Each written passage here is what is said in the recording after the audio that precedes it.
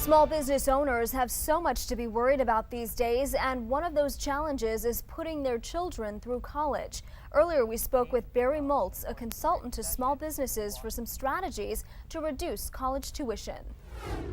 You're kind of speaking from a personal situation. What is the predicament that you're in? Well, my son goes to college in a year, and of course, like most families, we've spent most of our lives saving for college, and of course, with the Great Recession, we lost 35% of that savings. I keep telling my son that he used to have 4 years of college saved, but now he's only got 2.5. Okay, so what exactly is your goal? Is it to get your child to qualify for as many student loans as possible? Yeah, any way that we can reduce the amount that we have to contribute, that's more money that we can put towards our retirement. You see, they give out loans for college, but they don't give out loans to support retirement. Right. So then how can you reduce that, it's called expected family contribution, right? The EFC, it's a combination of your assets and also your income. So you need to put those things in protected places where the EFC can't get it. For example, in life insurance policy, in equity in your main home, to take money out of your kids' names because they count 20% of their money towards the EFC and only 5% of your money towards that. So there are certain strategies similar to tax planning that you can do. Okay, so talk more about these different strategies. I mean, let's take one, for example, putting more of your money into your retirement plan.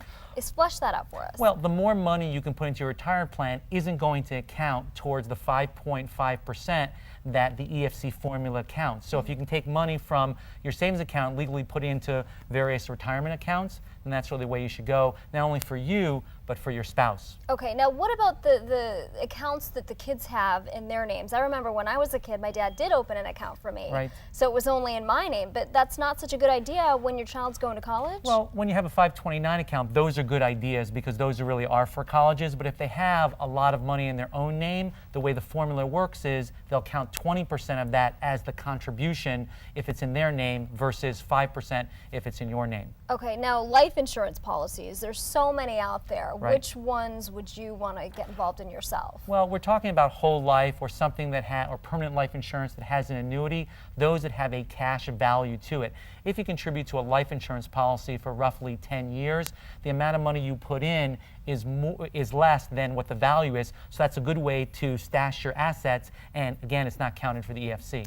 Providing that the insurance company doesn't go bankrupt. Right, you have to choose a good company for sure, and also you also get insurance out of it as well. Exactly. Okay, so why is this so important? I mean, why do you want to get the most out of the student loans availability? It's a good question. Most of us, a lot of us who are having children right now are actually older. I've just turned 50, so now I'm starting to plan for my retirement. And every dollar that I use to pay for my son's college education, it's $1 less that I'm going to have to retire on. So if I can reduce that, we'll have more money to retire, and I think that's important. Okay, so do you feel like you're on the track to accomplishing this? I feel that we're on the track to accomplishing it. It's just really sad that in America that we're really pressed with the idea that we have to pay $250,000 for a private education, where in other countries like Asia and Europe, they don't do nearly as much as that. So it's a big burden on American families. Considering in this economy when kids are graduating from school, the jobs really aren't there, and to be saddled with tens of thousands of dollars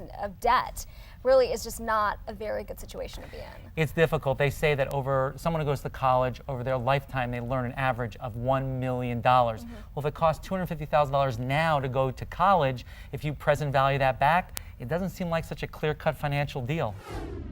Our thanks to Barry Moltz. He writes about many issues affecting small business owners. You can find more on his website at barrymoltz.com.